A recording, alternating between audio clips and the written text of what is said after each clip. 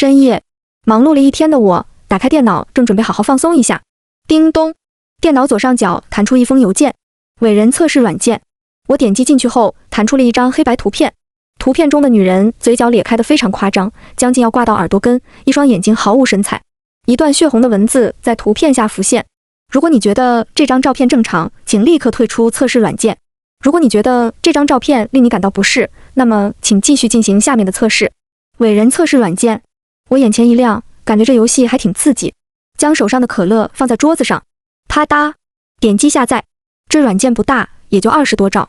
点击进去，映入眼帘的就是一张黑白的女孩照片。我吓了一跳。这图片上的女孩长相非常奇怪，两眼的眼距很宽，嘴巴咧起，像只猴子一般。屏幕此时弹出一段文字：如果你感觉这张图片是正常的，那么建议你退出本次测试。如果你感觉这张图片不正常，甚至引起了你的不适，那么请你一定要继续进行以下的测试。紧接着下面弹出2个选项，分别是继续跟退出。我看着屏幕上那张诡异的黑白照片，心里泛起一阵不适，果断点击继续。屏幕又弹出2张图片，系统提示，请点击你觉得是伟人的图片。一张是一个微笑着的中年人，另一张也是面带微笑的一个小男孩，只是这男孩表情非常生硬，五官像拼凑出来的一般。这小男孩怎么看着像个木偶玩具一样？我心中默默吐槽，正常人的表情怎么会像这个小男孩那么僵硬？这是人我吃，毫不犹豫点击了小男孩。紧接屏幕又弹出2张照片，一张是一个长脸男的自拍，另一张是一个中年男人的自拍。仔细观察了一阵，我果断点击长脸男。这些人都有一个特点，就是眼睛非常无神，目光呆滞，嘴巴也不是很自然，简而言之就是没有人味。我结合上一轮的图片得出了这个结论。紧接着又是几轮图片的挑选，我毫无例外的全部选对了，直到最后一轮。卧槽，图片刚上来我就惊叫出声，这他妈不是我隔壁的王叔吗？屏幕上的2张图片，一侧是一个神色正常的妇女，另一个则是我的对门邻居王叔。只见图片里的王叔双眼瞪大，目光呆滞，嘴角诡异的上扬。这也太过分了吧，这不是侵犯了别人的肖像权吗？回头就给你这个破游戏举报了。我一边谴责着这个游戏，一边点击王叔的照片。因为经过几轮游戏的锻炼，我一眼就认出了王叔不是人。啪嗒，鼠标清脆的点击声响起，屏幕突然卡顿了一瞬间，紧接着2个选项弹了出来。请问你还活着吗？是否？神经病啊，我不活着谁给你做的题？我点击了是，并且越发觉得这是个无聊的恶搞软件。这时屏幕又卡顿了一下，就在我怀疑电脑是不是被病毒入侵的时候，屏幕上列出了几行血红的大字：恭喜你通过了测试，我们会在1周内过来接你，请你现在不要说话，不要开门，不要接听任何电话，不要让他们知道你发现了他们的异常。如果1周后你没有接收到我们任何的邮件，那只能请你自求多福了。嘟，电脑屏幕疯狂闪动，最后竟是直接蓝屏。卧槽，中病毒了，这破软件果然有病毒。我把电脑关机，正打算重启一下，可就在这时，嘟嘟嘟，门外传来一阵敲门声。我起身刚想问是谁，但是想起刚刚电脑上的文字，内心犹豫了一下，于是光着脚走到门外，透过门上的猫眼往门外看去。王叔，敲门的正是我对门邻居王叔。我越看越不对劲，王叔的表情跟平时很不一样，眼神呆滞，嘴角诡异咧起，不就是刚刚照片的样子吗？我被吓了一跳，身子顿时僵在原地，就感觉一股冷气从尾巴根窜起，激起一身的鸡皮。门外的王叔好像觉察到了什么，将眼睛凑近了猫眼，他的敲击越发大力，甚至变成了锤门。咚咚咚，沙哑的声音响起，生硬的像机器轮盘发出的碰撞声。开门！砰砰砰！王叔锤门的力气越来越大，我甚至感觉门框在摇动。顾北，给我开门！要报警吗？感觉王叔下一刻就要夺门而入，这时候打电话已经来不及了。我的目光扫向周围，试图寻找趁手的武器。干嘛呢？干嘛呢？是隔壁赵大婶的声音。干嘛呢，老王？大晚上哐哐敲人家顾北的门干嘛？我孙子都被你吵醒了，正哇哇哭呢。猫眼中老王循声扭头，嘴角勾出一个诡异的微笑，朝着走过来的赵婶笑道：我找他有事。哎呦喂，你这笑得怎么这么瘆人？赵婶看着老王脸上诡异的微笑，停下了脚步，竟一时不敢上前。你别敲人家门了，顾北估计睡着了，你有啥事明天再找他吧。这大晚上吵到邻居也不好。赵婶丢下一句话就匆匆离去了。猫眼中，老王盯着赵婶的背影若有所思，下一秒他的脑袋瞬间就转了过来，微微俯身，用瞪大的眼睛紧紧贴住猫眼。草！我被吓得连忙后退几步，再凑上去，猫眼里已经没有了王叔的身影。伟人吗？紧绷的身体松懈下来，一阵无力感从四肢涌现，费力将玄关处的鞋柜抵住大门。我打算回去看看电脑，看看还有什么漏下的提示。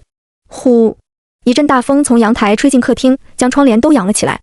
好大的风！本来就跟惊弓之鸟般的我，被这风吓了一跳，手握住了卧室的门把手，顿了顿，还是把阳台的落地窗关上吧，总觉得不安全。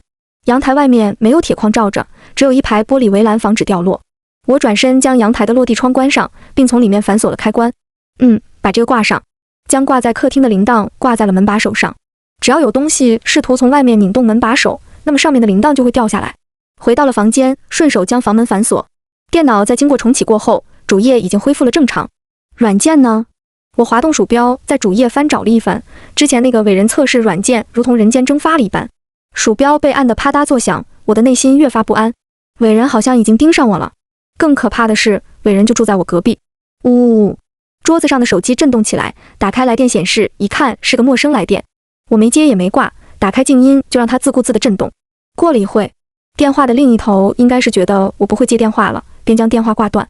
呼！刚松了口气，电话再次震动了起来，还是那个陌生号码。不能接电话，想起伟人测试软件的提示，我直接将电话关机甩到一边，然后扑通一下钻进被窝，好像躲在被窝里就能防御一切的诡异的侵袭。窝了一会儿，被窝渐渐温暖，那颗因恐惧疯狂跳动的心脏也缓歇了下来。妈的，想上厕所了，被窝刚暖，一阵尿意袭来。看了看房间的门，我还是强行将尿意憋住了。谁知道门外是不是站着什么诡异的东西，正等我出去呢。目光移向一旁的冰红茶瓶子，叮叮叮，叮叮叮，叮叮叮，手机闹钟准时响起，将床上酣睡的我吵醒。划掉闹钟一看，8点了。拍了拍浮肿的脸颊，明明身处险境了，居然还能睡得这么死。屏幕上显示了99加的来电短信，我打开一看，这电话从昨晚12点一直疯狂地打到早上6点才停止。看着密密麻麻的来电显示，我心中泛起一阵恶寒，咽了口唾沫，一咬牙爬起了床。只要我装作什么都不知道，他们应该不能把我怎么样吧？应该是的，我不能一直窝在家里，总归还是要出门的。至于报警，那只能是无稽之谈。谁会相信你凭空捏造的伟人言论？说不定给你抓精神病院去了。打开房门，客厅没有动静，四周静悄悄的，还好关上了落地窗。我的目光凝固在了地面的铃铛上，看来昨晚有东西想从阳台进来。捡起铃铛轻晃了一下，叮当，清脆的响声从铃铛传出。铃铛是掉了，人没醒。我已经无力吐槽自己那死猪一般的睡眠了，匆匆洗漱一番，打算出门赶公交去。吱呀，将大门打开一条缝隙，用目光扫视了一下四周，没人。呼，我松了口气，钻出门外，刚关上门，余光一瞥，只见王叔正面无表情地站在门后，用他那空洞的目光静静地注视着我。终于等到你了。王叔露出了一个僵硬的微笑，一把扣住我的胳膊。王叔，你找我干嘛？我整个人近乎僵直在原地，强装镇定问道。你真不知道吗？王叔的脑袋歪了歪，两只眼睛诡异地左右转了一圈。我真不知道。王叔，你快松开我吧，我上班要迟到了。王叔像是在思考，过了一会儿竟真将我松开了。走了，王叔，拜拜。我没敢多做停留，脚步飞快地离开了这里。咔咔咔，王叔的目光一直紧贴着我的背影，脑袋竟耷拉到了肩膀上。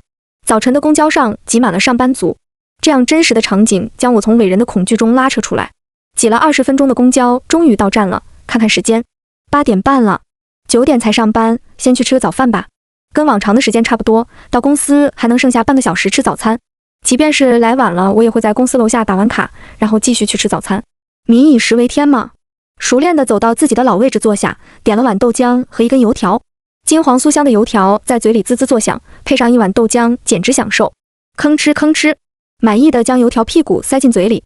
我一边抿着剩下的豆浆，目光却盯着了不远处的老人。只见那老奶奶弯着腰，正伸手在路边的垃圾桶掏着能要的塑料瓶子。这本来是再正常不过的事情了，可这个老奶奶重复这个动作将近15分钟，就好像一个重复播放的视频一般，动作没有丝毫变化。这老太太跟个人机似的。最后一口豆浆下肚，我调侃了一声：“人机。”突然想到了什么，我心中一沉，不会吧？结完了账，我打算起身去公司，可回去的路却被老奶奶挡住了。这是直行道，周围都是商户店铺，也没法绕路。算了，假装没看见。我深呼吸了一口气，目视前方，径直走了过去。那老奶奶就像卡顿住了一样，手上的动作不断的重复。正经过他身边，我还是忍不住拿余光瞥了一眼。灰白头发盖住了满是沟壑的脸庞，黝黑开裂的手看入垃圾桶又伸出，手上却空无一物。唰，好像是感受到了我的目光一般，他唰的一下将脑袋转向了我。可我早已收回了目光，跟他擦身而过。僵着脸的老奶奶脑袋朝向我远去的身影，手上却还不断重复着动作。路上行人从他身边经过，却没一人发现诡异之处。早啊，顾北。刚在工位坐下，肩膀就被一双手搭了上来。咚！我抖了一下，膝盖磕到了电脑桌上，扭头看去，是跟我玩得很好的同事李阳。知不知道人吓人？吓死人啊！我揉着膝盖，无力吐槽道。怎么了你？一惊一乍。是不是昨晚做贼去了，担心被抓？李阳脸上带着揶揄笑道。我还真怕被抓，心里吐槽了一句，脸上却不动声色。你还在这跟我瞎聊，待会儿主管来了你就知道了。切，我能怕这个老扒皮？嘴上说着不怕，李阳还是乖乖地走到自己的工位上。平日里摸鱼很快就能度过一上午，可今天我却觉得十分煎熬，满脑子都是伟人。不如在网上查下先，说不定还能查到什么。心想着，我顺手打开飞度，什么是伟人？伟人存在吗？伟人会不会伤害别人？连书搜索了一连串的词条，但网上却没有对此相关的记载。抓了抓头发，我一脸不可置信。不可能啊，怎么会一点痕迹都没有？但凡是在网上出现过的东西，肯定会在互联网上留下点痕迹呀。难不成这些信息都被人给抹除了？我心里正疑惑，却听到不远处的李阳发出一声惊呼：卧槽，伟人！本来有些嘈杂的办公室像是被按下了静音键，一下子寂静了下来。我抬头一看，办公室里几乎所有人全都面无表情地看着李阳的方向。不远处的主管三两步走到了李阳身边，啪嗒一下把他电脑关了。上班时间你在干嘛？跟我出来。说罢拽着李阳出了办公室。过了十几分钟，李阳耷拉着脑袋回来了。见状，我也没凑上去问，一直熬到了下班，办公室的人陆陆续续的都走了。我看到李阳一个人出了办公室，不动声色地跟了上去。叮咚，电梯门开了，只有我跟李阳两个在等电梯。我看了看四周没人，一把将李阳拽进了电梯。你上午在电脑看到了什么？伟人是什么？主管跟你说了什么？我一连串的问题把李阳问懵了，他理了理思绪回答道。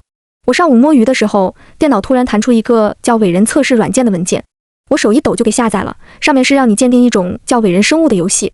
本来也没什么，我就当个小游戏玩，谁成想后面主管的照片也出现在上面了。照片上的主管老吓人了，当时就给我吓了一跳，所以我才会喊出声的。那主管找你出去干嘛？主管把我拉出去瞪了我好一会，然后后面又笑了起来，就跟我说上班别摸鱼。就没了。听到这话，我心中顿感不妙。李阳也用了那个软件，而且看样子主管也是伟人。更不妙的是，李阳已经将自己知道伟人的消息暴露了。叮咚，我想提醒他两句，可电梯门已经打开了，外面站着几个等电梯的人。我闭上了嘴巴，也没跟李阳打招呼，径直离开了公司。回到家里，天色已经暗了下来。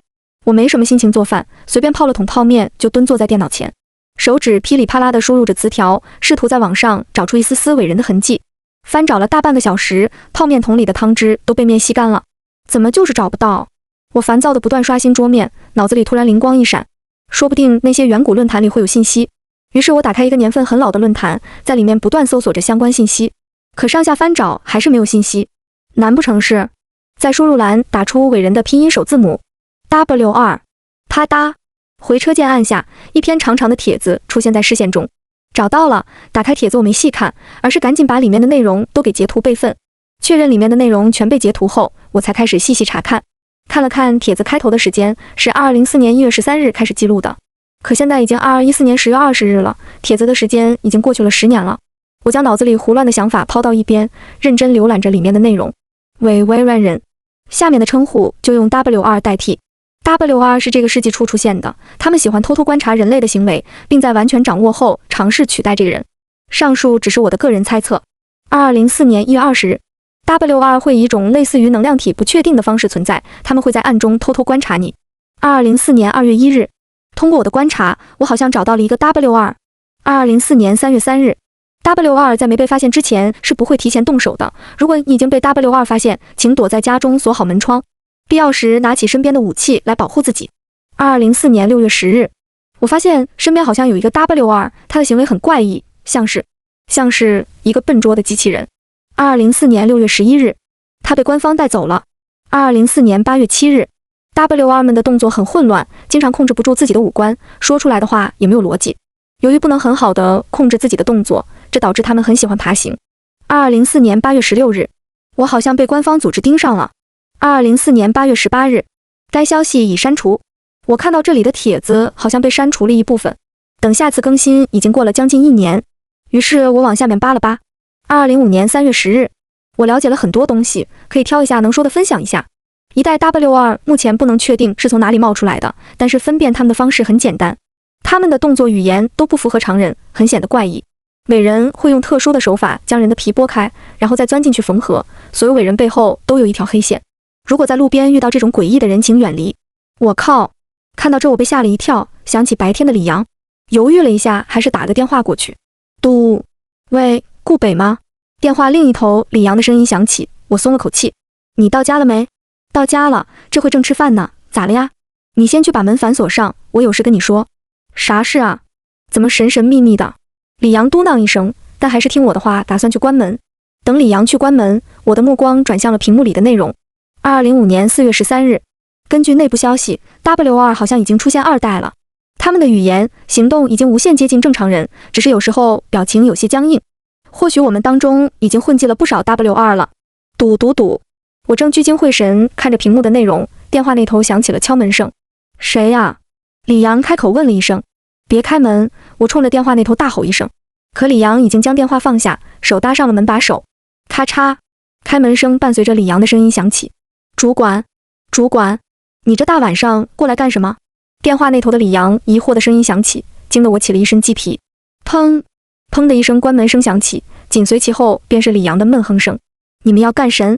手机啪嗒掉在地上，与李阳一同沉寂。完了，要是我早点给李阳打电话过去，这场悲剧可能就不会发生了。事情已经发生，我再想做什么也无济于事。为了避免他们发现，我直接将电话挂掉。伟人，想起今天早上遇到的老奶奶，以及公司里行为诡异的同事主管，我们已经被伟人完全渗透了吗？恐惧在心头蔓延，连手心都开始冒汗。现在唯一能破局的只有你了。我的目光再次聚集到电脑屏幕上，鼠标滑动，帖子的后续浮现。帖子的更新几乎横跨了大半年。2005年12月10日，我加入了一所名为 W2 收容中心的机构。这个机构的主旨就是为了研究、收容外界的 W2， 里面记载了我国已知的 W2 档案。目前已知 W2 是一个进化适应能力极快的种群，只要将它们寄宿的肉体杀死，就能消灭它们。但是从肉体消灭 W2 会连带宿主也一起被杀死。我们正在研究一种既能消灭 W2 又不会伤害宿主的办法。2006年1月10日，消息已删除。2006年2月9日，消息已删除。2006年5月7日，消息已删除。这里怎么连续删除了3条消息？我的目光下移，帖子几乎已经到底了。2009年1月7日，第3代 W2 诞生了，它们的特征目前未知。它们已经无限接近人类。2009年10月19日，它们已经对人类进行了大规模的侵入。收容所被攻占了，快逃！2010年1月26日，他们就在门外。后来者，如果你能看到这条消息，还有真的人能看到吗？不管怎样，祝你好运。霎时间，莫大的恐惧涌上我的心头。收容所被攻占了，发帖人也被抓住了。网站刷新了一下，我再看去，发现之前的帖子已经全部被删除了。奇怪的是，帖子下面又刷新了新的楼层。2014年10月20日，我没事，还活着。需要联系我，我的电话是1758星号，请看到帖子的人一定要跟我联系。看到这条新帖的我愣了一下，是伟人发的吗？现在的伟人还学会钓鱼了。松开鼠标，我无力地垂下双臂，眼神空洞地盯着天花板。隔壁的王叔、李阳，公司的同事，我究竟还能相信谁？叮咚，手机消息响起，我拿起一看，李阳，顾北救我。屏幕上显示的赫然是李阳的消息，难不成是伟人假扮的李阳？我打开手机看着消息，怔怔出神。只见下一秒，手机继续弹送着消息：顾北，我是李阳，我在被那群鬼东西追杀，快来救我！手机消息闪烁不停，我却是打定主意不回。即便你是李阳，我也不能冒险，更何况你还可能是李阳吗？手机另一头的李阳见我不回消息，不死心又发了一句：顾北，你真的见死不救吗？我没多做理会，将手机关机。我把客厅的门窗通通反锁，并挂上了类似铃铛一样会制造响声的东西。反锁好房间，我坐在床上根本睡不着。我有预感今晚他们可能会找上门来，可是现在跑出去更完蛋，不知道有多少伟人正在外面虎视眈眈。左右扫视一圈，房间里亮堂的灯光驱散了些许恐惧。哎，我记得去年我好像买过一根野猪毛，这玩意也叫祖鲁锹，连带木柄也不过几十块一把。当时买回来就是怕家里进贼，没武器能对付，这下正好能派上用场了。我在床底翻了翻，抽出了一把长约1.3米的野猪毛，铁毛头上的保护油还在，也没见生锈。将长毛放进被子里，我关灯躺上了床。夜渐深，我硬生生躺了4-5个小时，终于是泛起了困意，眼皮子眨了眨。咔！卧室的窗户上传来动静，一下子将我的困意驱散。来了吗？手里紧紧攥住野猪毛，目光死死地盯着窗户的位置。窗户的窗帘没拉，透过外面的灯光能看到一道黑影正趴伏在窗外，朝房间里窥探。见房间里床上的人没动静，那黑影掰了掰窗户，没掰开，因为窗户已经让我从里面给锁上了。可这难不倒黑影，他从口袋里掏出了一把玻璃刀，在玻璃上轻轻一划，一大块玻璃就被他拿了下来。只见他一边捏着玻璃，一边从窗户上的大洞钻了进来。进到房间后，黑影把手中玻璃放在地上，随后他走到了我的床边站着，静静地凝视着床上装睡的我。大约过了10分钟，他像是终于忍耐不住了一般，抬起了双手伸向床上的我。来得好，我大吼一声，手持野猪毛掀开被子，一毛将那黑影囊倒在地。黑暗中隐约感觉有丝丝温热飞溅到我的脸上。啪嗒，我伸手打开了床头灯，只见地上李阳正一脸痛苦地躺在地上，他双手握着胸口那把带着血槽的长矛。顾北，是我。还在装，我抽出长矛猛地刺下，地上的李阳抽搐一下便再没了气息，连1分钟都不到，地上的李阳就瘪了下去，化为一副干瘪的皮囊。李阳看着曾经的朋友，我心中不禁泛起难过，可随即而来的就是无比的愤怒，都是这群鬼东西害的。当肾上腺素消退之后，我看着房间一地的血红，感觉胃里不断翻腾，可我还是强忍不适，将地上干瘪的李阳用袋子装了起来。我应该算是为你报仇了，希望你在下面能保佑我。我一边将李阳卷起，嘴里一边低声喃喃道，配合着房间里一地的鲜血，这个场景显得诡异而怪诞。卷着卷着，我发现李阳背后有一条长长的黑线。黑线，是了，那条帖子里也说过，被伟人寄生的人类背后会有一条黑线，只要能看到别人的后背，我就能判断出他究竟是不是人类。可这时我又犯起了难，光天化日的，谁会露个后背给你看？我将塑料袋扎起，蹲在地上思索一番后，有了。由于李阳过来的时候已经是深夜，我浅睡了2个小时就天亮了，枯黄的眼珠里爬满了血丝，只能拍了把冷水在脸上，好让自己清醒点。我今天打算去水上乐园看看，现在正值夏日，水上乐园肯定很多人，玩水的人大部分都穿得比较单薄，我可以趁机去观察一下有没有正常的人类。将橱柜上的水果刀放进口袋，野猪毛太长不好携带，我塞了块吐司面包在嘴里，便打算出门。出于谨慎，我还是放轻脚步走到了门边，透过上面的猫眼朝外看去。这一看就给我吓了一跳，赵婶！只见赵婶直愣愣地站在我的门外，她也不吱声，就咧着个大嘴，诡异地笑着，2颗眼珠子时不时还会转动一下。WC 我捂住自己的嘴巴，缓缓向后退去。赵婶也被伟人寄生了，一直退到房间里，我才松了口气。看来大门是出不去了。我四周看了看，目光注意到那扇被划破的窗户。我家在2楼，如果小心一点，还是能爬下去的。我打开窗向下望去，也就5米多，而且下面是草地，就算掉下去也不会摔死。我拿起衣服裹住了野猪毛的毛头，先把它扔了下去。太危险了，到处都是伟人，不带着你我还是不放心。随后攀上窗沿，缓缓爬了下去。窗子下面是一个空调外机，我踩在外机上，离地面4米左右。咕嘟，咽了口唾沫，我瞄准地上草最多的地方跳了下去。扑通，双脚落地，膝盖一软，我就趴了下去。好在没扭伤，只是感觉脚腕跟膝盖一阵酸软。我拍了拍身上的泥土，拎起野猪毛就打算离开这。顾北，你要去哪里呀？沙哑低沉的声音在背后响起，王叔不知何时已经站在了我的身后。我有些害怕，但在下一秒，这些恐惧就转变成莫名的怒火。王叔啊，我正打算去找你呢。说罢，我提起长矛，大步朝王叔走去。闻言，王叔一愣，嘴角不自然地抽动了几下。找我干嘛？送你上路。2人距离不过3-5步，我说完已经走到了王叔跟前，扯下来包裹毛尖的衣服，将王叔捅了个对穿。王叔显然没料到我会有这一招，只能仓促握住了长矛的手柄。合成木制作的长柄被王叔2只手捏得嘎吱作响。别挣扎了，像你这样的鬼东西就不配活着。我见王叔还想反抗，于是卯足劲儿将他顶到一边的墙壁上。砰！墙壁撞得王叔身躯一震，下意识松开了手。我趁机抽出长矛，在他心脏的位置又补了一下。这次王叔再也无力挣扎，嘴里涌着血沫，背靠着墙缓缓向下滑落。可他脸上依旧带着那种诡异的笑容，双眼死死瞪着我。你逃不掉的，逃不掉的。说罢，身躯便渐渐干瘪了下来。呼呼呼，我将野猪毛插在地上，自己无力跌坐在地上，大口喘着粗气。逃不掉也先把你送走。我盯着王叔那副干瘪的皮囊，恶狠狠道。休息了一会儿，我站起了身，用野猪毛挑了挑王叔，他背后也有一条黑线。那个帖子里的人说的果然没错，这些被寄生的人类背后都有一条黑线，这更坚定了我去水上乐园的决心。于是我把王叔卷成一团，丢到隔壁的灌木丛里。至于地上的血迹，已经被泥土吸收干净了。将毛尖的血迹在地上蹭干净之后，我套上衣服离开了这里，坐上了去水上乐园的公交车。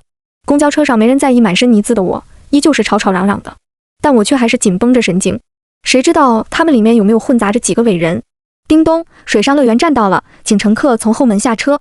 半个小时后，广播响起，我拎着野猪毛下了车。车门关闭的瞬间，本来嘈杂的车辆顿时安静了下来，一双双眼睛紧盯我下车的身影。叮叮叮，口袋里的手机不断震动，我掏出一看，来电显示的是主管的名字，果断将电话挂掉，顺便将主管电话拉黑。我走到水上乐园旁边的小店，打算买一套泳衣，买了一条短裤，还有一件长袖泳衣。你个大老爷们买件长袖干嘛？有什么见不得人的？小卖铺老板奇怪地朝我问道。我背后有小菜花，怕吓着别人，我随口糊弄过去。毕竟观察别人的同时，不能把我自己的后背给露出来了。嘟嘟嘟，手机震动不断，一堆信息的红点点涌出。我点开一看，回来上班，回来上班，回来上班，回来，真是阴魂不散啊！我买完票后，直接将手机关机。野猪毛我没带进去，这玩意应该也带不进去。在更衣室换好衣服，我走了出去。映入眼帘的是一堆白花花的身体，可此刻我并没有心情去欣赏。黑线，黑线，全都是黑线。没错，那些白花花的身体背后都是一条条细长的黑线，就连那些7、8岁的小孩背后都是黑线。我走在水池边，明明没有下水，却感觉通体冰凉。放眼望去，几千人，他们背后全都是黑线。人类还有救吗？我呆愣在了原地。嘻嘻，哈哈。身后几个嬉闹的小孩从身边跑过，其中一个调皮的小男孩在我身后停下。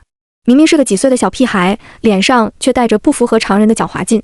他伸手掀开了我背后的泳衣，顿时瞪大了眼睛。妈妈，他背后没有黑线。小孩尖锐的声音传遍了泳池。乐园里无论是正在嬉闹的大人还是小孩，全都停下了手里的动作，转身齐齐望了过来。你特么的！我捂住了自己的衣服，正想抓住那个小屁孩揍一顿，可那小孩早已带着狡猾的笑脸跑开。我抬腿想跑，可周围几千人已经堵了上来。抓住他！抓住他！抓住他！低沉的声音在人群中不断回响。啪！一只手猛地扼住我的脖子，紧接着就是无数双手将我摁倒在地。抓住他！抓住他！抓住！啪嗒！趴在桌子上的我猛地一抖，挥动的胳膊将桌上可乐扫倒在地。没管地上正咕噜咕噜往外涌着可乐的瓶子，我背后已经让冷汗浸透了。一场梦吗？扭头看向亮着屏的电脑，自己的鼠标正停留在一个名叫伟人测试软件的文件上。看向电脑右下角的时间，自己回到了打开软件的那天晚上。那这个东西，我盯着屏幕上那个软件，在犹豫要不要打开。这玩意儿可能是伟人用来测试有没有正常人的软件。想了一会儿，我还是果断点击屏幕将其打开。上述图片是否让你感到不适？是否？这一次我果断点击否，然后将软件卸载。当务之急是跟李阳取得联系，现在能信任的人不多了。我拿出手机拨通了李阳的电话。喂，顾北。李阳，你现在过来一趟，有很重要的事情。李阳听我语气认真，也没开玩笑的意思。OK， 等我一下，马上到。李阳家离我差不多10公里，打个车也就半小时功夫。咚咚咚，敲门声响起，早就后在门外的我往猫眼瞄了一眼，是李阳。快进来。我一把将他拽了进来。李阳看我急匆匆的样子，不由好奇地问道：顾北，到底出什么事了？你急着让我赶过来。我把他拉到了自己房间，详细的把事情跟他说了一遍。你是说这个世界被伟人控制了，然后你重生回来打算拯救世界？按道理来说确实是的。见他好像有点不信，我打算再给他解释一下，却被他一把按住肩头。李阳一脸兴奋地说道：这真是太酷啦！其实他内心里一直藏着一个拯救世界的梦想，哪个小男孩没个英雄梦呢？你先把这个看一下。我打开那个记录伟人的论坛，里面的东西现在还没有被删除，你看看能不能恢复一下被删除的内容。其实李阳是一个黑客高手，把他叫过来也是想问问能不能恢复这里面被删除的内容，毕竟这几条关于伟人的信息对我现在非常有用。这个帖子年代有点久远了呀，我看看能不能恢复。李阳扶了扶脸上的黑框眼镜，坐到电脑前，指尖飞舞，噼里啪啦地敲起了键盘。大约过了半个小时，啪嗒一声按下回车键，李阳扶了扶眼镜说道：“有了。”听到这话，我连忙将脑袋凑了上去，看向被恢复的内容。2206年1月10日 ，W2 被证实了是以能量体形式寄生在人体上存在的，我们为此事做出了相应的对策。研究所在玉顶山的山体内制作了一个超大的微声波震荡装置，这个装置发出的声波会对 W2 造成毁灭性的打击。2206年2月9日，目前发现了一个问题，要将声波覆盖全球所需要的能量巨大，但是又不好大兴工程，以防被 W2 察觉。我们只好在地下制作了一个储能装置，大概要10年才能完全充能完毕。2206年5月7日，我们的计划被泄密了 ，W2 已经察觉。想要开启研究所大门，需要鲜活的人类血液，以及仪器扫描后确定血液跟本人一致后才能开启。W2 跟人类在一起是不能开门的。如果强行开启，装置会提前释放声波，威力足以覆盖几百平方公里的面积。我跟李阳看着这几条消息，面面相觑。李阳开口分析道：“也就是说，10年前，伟人研究所就给我们留下了拯救世界的大杀器，但是碍于没有充能完毕，就没有开启。但是现在绝大部分人类已经被伟人渗透了，没人知道这个装置在哪，更别说开启了。”我点了点头，应该是这样的。紧接着，李阳又提出了疑问：那为什么伟人知道了这个装置，却不去破坏它呢？我翻了个白眼，用看傻子的目光看着李阳。如果现在有人跟你说有个地方埋了几百枚核弹，让你去把它们引爆，你会去吗？那我当然不会了。李阳被我这么一说就明白了，也就是说，他们现在只能守着这个越来越大的核弹，没人敢去引爆它。Yes， 我看了看玉顶山，离我们这儿的距离也就几百公里。明天我就要去拯救世界了，你要一起去吗？我看向李阳，开口问道。那必须去啊，人活着一辈子，不就为了这么一回吗？李阳不假思索地点了点头。被上千个伟人围在泳池的画面突然从心头浮起，我不由开口问道：可能会死，你还要去吗？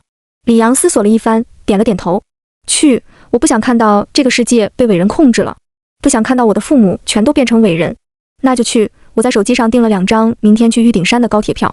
李阳说的没错，现在已经无关个人的英雄主义了。谁能忍受自己的亲人妻儿朋友被那些鬼东西侵占躯体？虽然说是有可能会死，但我跟李阳此刻已经抱着必死的决心了。11夜很快就过去，我跟李阳两人眼眶泛红，显然是熬了个大夜。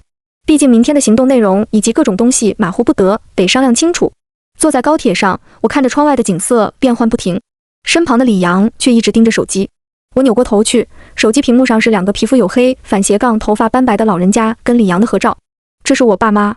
李阳看着屏幕上的2人，目光里埋藏的感情止不住地溢了出来。我小时候在农村出生，爹妈辛辛苦苦供养我，就是想让我考上大学，将来不用像他们一样受苦。李阳轻笑一声，好不容易考上大学了，却发现外面也好不到哪里去。可惜啊，没找到个媳妇能让他们开心开心。听着李阳这话，我也陷入了沉思。我是从孤儿院出身的，没爹没妈，也就是靠着社会上的好心人一路接济，才考上了大学，似乎没什么能够留恋的回忆。想了想，目光又坚定了起来。就算是为了那些好心人，我也在所不惜。一旁的李阳已经将全部存款都汇到了他爸妈账上。我看了一眼，笑道：“你小子这几年居然存了快10万，有点东西啊。”李阳一脸骄傲：“那可不，也不看我是谁。”旋即又陷入落寞，这点钱也不够给他们养老的呀。叮咚，某某银行到账6万。他惊讶地看向我，我笑了笑：“我也给你资助一点吧，我又没爹妈要养。”谢了。李阳朝我谢道。我拍了拍他肩膀，两人相顾无言。出了高铁站，我们打了辆车，来到离玉顶山外5公里的地方停下了。不能司机看出来我们想靠近玉顶山的意图。现在我们2个已经不相信任何人了。扫了2辆共享单车，骑到玉顶山脚下。山脚下周围的野草茂密，乱石密布，骑车是过不去了，还得步行。沿着前面一条小道，我们顺着小道就上了山。步行了快1个小时，一道长长的围栏出现在眼前。李阳指着不远处的围栏，刚要说话，我连忙把他拉进一旁的草丛里。怎么啦？李阳一脸疑惑，低声问道。我手指了指远处的2个监控探头。还是你警惕。李阳望着摄像头，心有余悸。我们看看能不能从后面绕进去。我拉着李阳，沿着有钢丝脚架网的栅栏绕起了圈子。走了好一会儿，身上被茂密的草丛刮了好几道口子。这里可以上去。李阳指了指围栏上掉落的钢丝脚架。那我们上。李阳拖着我攀上了铁丝网栅栏，这玩意一个人爬上去恐怕得费不少劲。扑通，2人跳进了栅栏的另一边。我拍了拍手上的泥，带着李阳往山林深处探去。那个铁主只说了在玉顶山，具体位置没说在哪，我们只能一点一点找。李阳掏出一块饼干递给我，补充一下体力，别等一下遇到追兵跑都跑不动。幸好玉顶山不大，而且人为活动痕迹也不少。我们沿着一条小道，很快就找到了研究所基地门口。我跟李阳猫在一处草丛里，看着研究院门外驻守的伟人士兵，有点麻爪。有伟人守着，进不去呀。两人思索了一会儿，李阳主动站起了身。我去引开他们，顾北你去启动装置。他看我想出言劝阻，果断开口道：你是经历过一次重生的人，做起事肯定比我冷静，万一不成功，或许你还能再重生一次。我相信你能做到的。说罢，他没等我开口，就主动往另一边的草丛跑去。李阳，伤感在我眼底仅仅停留了一瞬间，然后就变为了坚定。我得把握住李阳给我创造出的机会。李阳跑到看守所不远处的草丛，大声呼喊：迷路啦，有没有人啊？有没有人给救一下？研究所大门外，2个背着枪的伟人听到了李阳的呼喊声，对视了一眼，将后背的步枪卸下上膛，随后朝着李阳的方向走去。我看着他们被李阳吸引而去的背影，猫着腰从山上偷偷潜伏下来，走到了研究所大门外。往研究所大门里面走了没2步，就遇到一扇厚重的大铁门。铁门上突然伸出个摄像头，然后便是一阵绿光，对我全身扫描了一遍。检测结果为人类，请进行血液鉴定测试。地面升起一个圆台，圆台上面有一个指纹凹槽正在发光，示意我把手指放上去。见状，我毫不犹豫将拇指摁了上去。你是谁？把手举起来，2名持枪的伟人将枪口对准了李阳。李阳被吓得一下子举起了双手。其中一个伟人示意了一下他的同伴，然后自己绕到李阳身后，将他一脚踹倒。他把李阳背后的衣服扒开一看，是人类。2位伟人对视一眼，都露出了诡异的笑容。轰！地面震动了一下，不远处的研究所发出嗡嗡的震动声。2个伟人意识到不对，转身打算回去，其中一个却感觉自己的腿被死死地抱住，低头一看，是李阳将他的腿抱住了。他用枪托猛地砸在李阳脸上，李阳脸上鲜血连带着嘴里的牙齿一同被磕了下来。松手，李阳被这一枪托砸得脑袋嗡鸣，连视线都模糊了起来。可他抱着伟人腿的手却更紧了一些，因为他知道自己多拖住眼前的伟人1秒，顾北就多1秒的行动时间。被抱住腿的伟人让另一个同伴先走，随后拿起枪托在李阳头上猛砸几下。我让你松手，即便脑袋上已经被砸出了个窟窿，人已经失去了意识，可李阳还是死死地抱住了眼前的伟人。妈的，本来抓住个人类还能换上，你想死我就成全你。伟人将枪口对准了李阳血肉模糊的额头，我感受到指尖传来一丝刺痛。叮咚，验证完毕，人类守护者1号大门为您开启。轰的一声，大门缓缓抬起，整个山体都震动了一下。我没等大门完全升起，就爬了进去。里面是一个科幻既视感满满的控制室，正中间的控制台上只有一个通红的按钮。我迅速上前查看，控制台水晶屏幕上显示着充能完毕，请验证身份。一旁又升起一个验血装置。砰！研究所外传来一声枪响，我的心狠狠被揪动了一下。来不及悲伤，我直接将拇指按在了验证装置上。验证完毕，可启动按钮。我揭开按钮保护罩，抬手就打算按下。砰！一枚子弹从我胸口钻出，砰砰砰！紧接着又是一梭子子弹从我胸口钻出，身上的力气一瞬间就被抽走了，速度之快，就连疼痛都没追上。可我的嘴角还是露出了笑容。子弹穿透胸膛的瞬间，我的手也已经按下。